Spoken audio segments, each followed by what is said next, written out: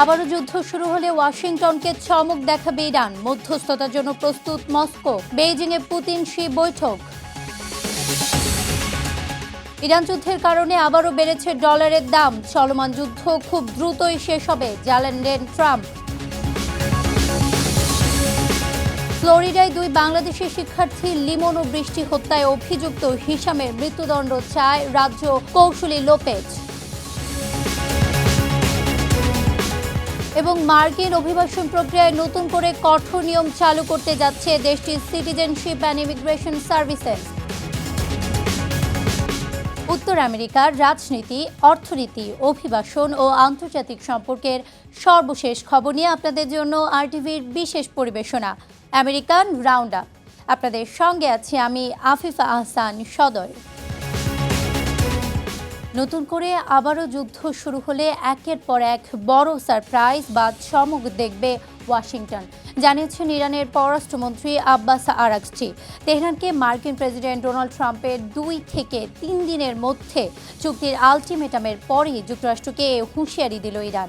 রাশিয়ার উপপররাষ্ট্রমন্ত্রী জানান, প্রয়োজনে মধ্যস্থতার জন্য প্রস্তুত মস্কো। এদিকে 2 দিনের সফরে চীনে অবস্থান করছেন রাশিয়ার প্রেসিডেন্ট ভ্লাদিমির পুতিন। আঞ্চলিক ও আন্তর্জাতিক নানা বিষয়ে আলোচনা করবেন পুতিন ও শি জিনপিং। ইমতিয়াজ আহমেদের রিপোর্ট। আগের সংঘাত থেকে সামরিকভাবে অনেক কিছু শিখেছে তেহরান। আবার যুদ্ধ শুরু হলে অনেক নতুন চমক অপেক্ষা করছে প্রতিপক্ষের জন্য। শত্রুপক্ষকে এভাবেই হুঁশিয়ারি দিলেন ইরানের পররাষ্ট্রমন্ত্রী আব্বাস আরাগচি। ইরান এখন আগের চেয়ে অনেক বেশি প্রস্তুত। কেউ যদি সংঘাত চাপিয়ে দেয়, তার জবাবও হবে ভিন্ন ও অপ্রত্যাশিত। এমন এক সময় ইরানের পররাষ্ট্রমন্ত্রী এই মন্তব্য করলেন যখন মার্কিন প্রেসিডেন্ট ডোনাল্ড ট্রাম্প ইরানকে নতুন চুক্তির জন্য 2 থেকে 3 দিনের সময়সীমা বেঁধে দিয়েছেন। তবে মার্কিন ভাইস প্রেসিডেন্ট জেডি ভ্যান্স বলছেন, আলোচনায় উল্লেখযোগ্য অগ্রগতি হয়েছে। রাশিয়ার উপপররাষ্ট্রমন্ত্রী জানান, যুক্তরাষ্ট্র ও ইরানের মধ্যে আলোচনায় প্রয়োজন হলে সহযোগিতার হাত বাড়াতে প্রস্তুত মস্কো। এর মধ্যেই বেইজিং পৌঁছেছেন রাশিয়ার প্রেসিডেন্ট ভ্লাদিমির পুতিন। মঙ্গলবার সন্ধ্যায় বিমানবন্দরে তাকে স্বাগত জানান চীনের পররাষ্ট্রমন্ত্রী ওয়াং ই। আজ চীনের প্রেসিডেন্ট শি জিনপিং এর সঙ্গে আঞ্চলিক ও আন্তর্জাতিক নানা বিষয়ে আলোচনা করবেন পুতিন। এদিকে জাতিসংঘ সতর্ক করে বলছে, ইরানকে ঘিরে চলমান সংঘাতের সবচেয়ে বড় মূল্য দিচ্ছে উন্নয়নশীল দেশগুলো। জ্বালানি ব্যয় বৃদ্ধি ও বৈশ্বিক বাণিজ্য দুর্বল হয়ে পড়ায় চলতি বছরের বৈশ্বিক প্রবৃদ্ধির পূর্বাভাস কমে 2.5% নেমে আসার কথা বলছে সংস্থাটি। ইমতিয়াজ আহমেদ, আরটিভি। ইরান যুদ্ধের কারণে আবারও ডলারের দাম বেড়েছে। মূল্যস্ফীতি মোকাবেলায় যুক্তরাষ্ট্রকে সুদের হার আরও বাড়াতে হতে পারে। বিনিয়োগকারীদের মধ্যে এমন আশঙ্কা বেড়ে যাওয়ায় মার্কিন ডলারের দাম বেড়েছে।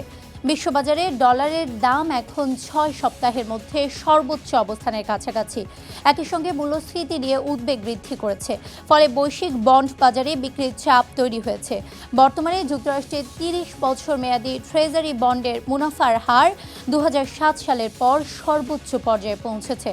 যদিও মার্কিন প্রেসিডেন্ট ডোনাল্ড ট্রাম্প বলেছেন যুক্তরাষ্ট্র আবারও ইরানে হামলা চালাতে পারে, তবে তিনি ইঙ্গিত দিয়েছেন যুদ্ধ শেষ করতে ইরান সমঝোতায় পৌঁছাতে চায়। এ যুদ্ধের কারণে বৈশ্বিক বাজারে অস্থিরতা তৈরি হয়েছে এবং জ্বালানির দাম বেড়েছে।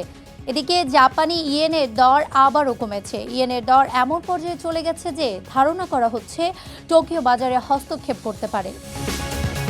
ইরানের সাথে চলমান যুদ্ধ খুব দ্রুতই শেষ হবে বলে জানিয়েছেন মার্কিন প্রেসিডেন্ট ডোনাল্ড ট্রাম্প। হোয়াইট হাউসে আইন প্রণেতাদের নিয়ে আয়োজিত বার্ষিক কংগ্রেস পিকনিকে ট্রাম্প দাবি করেন, ইরান চুক্তি করতে মরিয়া হয়ে উঠেছে। দীর্ঘ 47 বছর ধরে ঝুলে থাকা এই সমস্যার সমাধান খুব দ্রুতই হতে যাচ্ছে। যুদ্ধ শেষ হলে বিশ্ববাজারে তেলের দাম এক ধাক্কায় অনেকটাই কমে যাবে বলেও দাবি করেন ট্রাম্প। সেই সাথে ইরান যাতে কোনোভাবেই পারমাণবিক অস্ত্র তৈরি করতে না পারে তাও নিশ্চিত করা হবে বলে উল্লেখ করেন।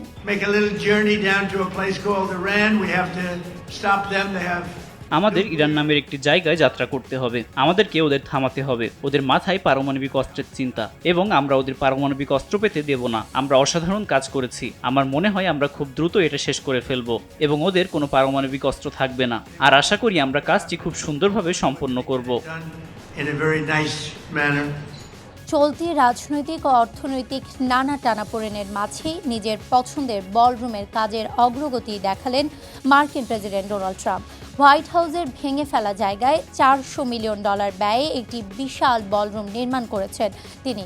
মঙ্গলবার সকালে সাংবাদিকদের ডেকে নির্মাণাধীন বলরুমের বিশাল গর্ত ও কর্মযজ্ঞ খুঁড়িয়ে দেখান ট্রাম্প। এ সময় তিনি বলেন, এটি যুক্তরাষ্ট্রের জন্য তার একটি উপহার এবং এটি হতে যাচ্ছে দেশের অন্যতম সুন্দর একটি ভবন। প্রেসিডেন্ট জানান, এই বলরুম নির্মাণে কোনো সরকারি অর্থ খরচ হচ্ছে না, বরং এটি সম্পূর্ণ তার নিজের এবং দাতাদের করমুক্ত টাকায় তৈরি হচ্ছে। তবে দেশের অর্থনীতি ও ইরান যুদ্ধ নিয়ে সাধারণ মানুষের উদ্বেগের মাঝে প্রেসিডেন্টের এমন বিলাসবহুল বলরুম প্রদর্শন নিয়ে সমালোচনা করছেন বিরোধীরা। ফ্লোরিডায় 2 বাংলাদেশি শিক্ষার্থী জামিল লিমন ও নাহিদা বৃষ্টি হত্যার অভিযোগে অভিযুক্ত হিশামের বিরুদ্ধে মৃত্যুদণ্ড চাওয়া হবে। 18 মে ফ্লোরিডার হিলসবোরো কাউন্টি আদালতে এক গুরুত্বপূর্ণ শুনানিতে রাজ্য কৌশলী সুজি লোপেজ আনুষ্ঠানিকভাবে একথা জানান। আদালতে সশরীরে হাজির না হয়ে তার আইনজীবীর মাধ্যমে লিখিতভাবে গ্র্যান্ড জুরির 7টি অভিযোগে নিজেকে নির্দোষ দাবি করেছেন তিনি। আর বিচারক সম্ভাব্য বিচার শুরুর তারিখ নির্ধারণ করেছেন 2027 সালের 3 নভেম্বর। এর আগে এবছরের 10 ডিসেম্বর মামলার পর্যালোচনা সভা অনুষ্ঠিত হবে।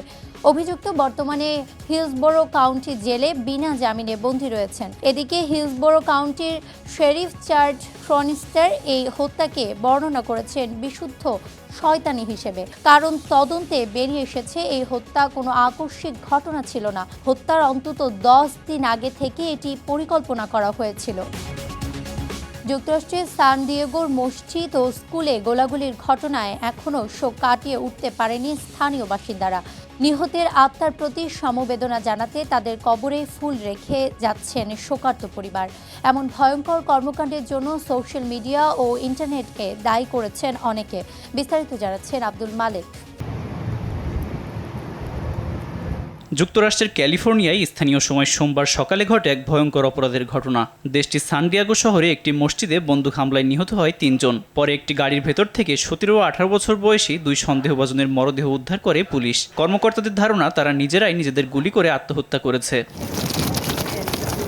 এই ঘটনায় শোক ছড়িয়ে পড়েছে অঞ্চলটিতে। এখনও ঘটনাস্থল ঘিরে কড়া পাহারা দিচ্ছে পুলিশ। তবে গোলাগুলির এই ঘটনার পর সান ডিয়েগো ইসলামিক সেন্টারের বাইরে জড়ো হয়েছেন শোকার্তরা। নিহতদের প্রতি শোক ও আত্মার শান্তি কামনায় কবরে ফুল দিচ্ছেন শোকার্ত পরিবার ও স্থানীয় বাসিন্দারা। জানাচ্ছেন তাদের শোকাবহ অনুভূতির কথা। সব বাচ্চারা আমার সন্তানের মতো, আমি ওখানে পড়াতাম, ওরা আমার বন্ধুর মতো। এটি খুবই দুঃখজনক। এমন ঘটনার জন্য আমি শতভাগ সোশ্যাল মিডিয়া এবং ইন্টারনেটকে দায়ী করি। রেডিট বা টিকটকের মতো প্ল্যাটফর্মগুলোতে মানুষ ঘৃণার অ্যালগোরিদমের শিকার হয় এবং সেই অ্যালগোরিদমের কারণেই তাদের ঘৃণা বারবার দৃঢ় হয়। আমি হামলাকারীর মায়ের উপর ক্ষুব্ধ, কারণ তিনি তার সন্তানের নাগালের মধ্যে বন্দুক রেখেছিলেন। তার মধ্যে স্পষ্টতই মানসিক সমস্যা ছিল। এমন ঘটনার পুনরাবৃত্তি যেন না হয় তাই বাচ্চাদের সঠিক যত্ন নেওয়া এবং সময় দেওয়ার কথা বলছেন স্থানীয়রা। পাশাপাশি ধর্মীয় রীতিনীতির শিক্ষায়ও জোর দিচ্ছেন তারা। আব্দুল মালেক, RTV। অমীমাংসিত ট্যাক্স অডিটের দায় থেকে মুক্তি পেলেন মার্কিন প্রেসিডেন্ট ডোনাল্ড ট্রাম্প। মার্কিন প্রেসিডেন্ট তার পরিবার এবং ব্যবসা প্রতিষ্ঠানকে চলমান ও সম্ভাব্য সব ধরনের ট্যাক্স তদন্ত থেকে অব্যাহতি দিয়েছে দেশটির বিচার বিভাগ। মঙ্গলবার ভারপ্রাপ্ত অ্যাটর্নি জেনারেল টড ব্ল্যাঞ্চ সই সম্বলিত প্রকাশিত এক পাতার নির্দেশনায় বলা হয়, ট্রাম্প বা তার পরিবারের বিরুদ্ধে কোনো ট্যাক্স মামলা বা তদন্ত আর চালানো যাবে না। ইন্টারনাল রেভিনিউ সার্ভিস IRA এর বিরুদ্ধে ট্রাম্পের $10 বিলিয়ন মামলার সমঝোতার একদিন পরই আসলো এই সিদ্ধান্ত। 2018 থেকে 2020 সালের মধ্যে ট্রাম্প ট্যাক্স তথ্য ফাঁসের অভিযোগে এই মামলা করেন টড ব্ল্যাঞ্চ। বিচার বিভাগের ওয়েবসাইটে প্রকাশিত নথিতে বলা হয়, ট্রাম্পের অতীত ট্যাক্স রিটার্ন সম্পর্কিত বর্তমান বা ভবিষ্যতে যে কোনো তদন্ত এই অব্যাহতির আওতায় পড়বে। এই ঘটনায় তীব্র প্রতিক্রিয়া জানিয়েছেন ডেমোক্র্যাট আইন প্রণেতারা। মার্কিন অভিবাসন প্রক্রিয়ায় নতুন করে কঠোর নিয়ম চালু করতে যাচ্ছে United states citizenship and immigration services বা USCIS। নতুন নির্দেশনায় বলা হয়েছে, অভিবাসন আবেদনপত্রে স্বাক্ষর সংক্রান্ত সামান্য ত্রুটিও এখন বড় ঝুঁকির কারণ হতে পারে। এমনকি আবেদন বাতিল হয়ে যাওয়ার সম্ভাবনাও রয়েছে বলে জানায় সংস্থাটি। নতুন নিয়ম অনুযায়ী এবছরের 10 জুলাই থেকে কোনো আবেদন ফর্মে বৈধ স্বাক্ষর না থাকলে সেটি সরাসরি গ্রহণ পর্যায়ে বাতিল করা যাবে বা পরবর্তী যাচাই পর্যায়ে নাকচ করা যাবে। একই সঙ্গে এমন ক্ষেত্রে আবেদন ফি আর ফেরত দেওয়ার বাধ্যবাধকতাও থাকবে না। এর ফলে আবেদনকারীদের আর্থিক ক্ষতির ঝুঁকি আরও বাড়বে বলে মন্তব্য করেছেন অভিবাসন বিশেষজ্ঞরা। সাম্প্রতিক সময়ে ভুয়া বা অননুমোদিত স্বাক্ষরের ব্যবহার বেড়ে যাওয়ায় এই কঠোর সিদ্ধান্ত নেওয়া হয়েছে বলে জানায় USCIS। ব্যর্থতার 1 দশক পর আবারও স্মার্ট চশমা বাজারে আনছে প্রযুক্তি জায়ান্ট গুগল। যুক্তরাষ্ট্রের ক্যালিফোর্নিয়ার বার্ষিক ডেভেলপার কনফারেন্সে নতুন এই চশমার ঘোষণা দেয় প্রতিষ্ঠানটি। সম্পূর্ণ ভয়েস কন্ট্রোল বা অডিও ভিত্তিক এই চশমায় থাকবে ক্যামেরা এবং স্পিকার, যার মাধ্যমে গুগলের কৃত্রিম বুদ্ধিমত্তা জেমিনাই সরাসরি ব্যবহারকারীর সাথে কথা বলবে। অ্যান্ড্রয়েড ও iOS 2 ফোনেই ব্যবহার করা যাবে এটি। আপাতত স্ক্রিন বা ডিসপ্লে ছাড়া এই অডিও সংস্করণটি বাজারে আনছে গুগল। তবে পরবর্তীতে লেন্সের ডিসপ্লেযুক্ত চশমা আনার পরিকল্পনা রয়েছে বলে জানায় প্রতিষ্ঠানটি। এর আগে 2013 সালে বহুল আলোচিত গুগল গ্লাস বাজারে এনেও গোপনীয়তা লঙ্ঘন ও অতিরিক্ত দামের কারণে 2 বছরের মাথায় তা প্রত্যাহার করতে বাধ্য হয়েছিল গুগল। এবার মেটা জনপ্রিয় স্মার্ট চশমার সাথে টেক্কা দিতেই গুগলের এই প্রত্যাবর্তন।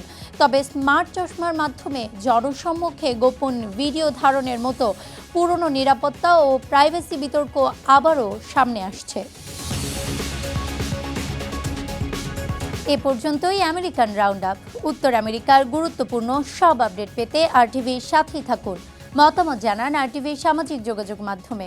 সবাই ভালো থাকুন।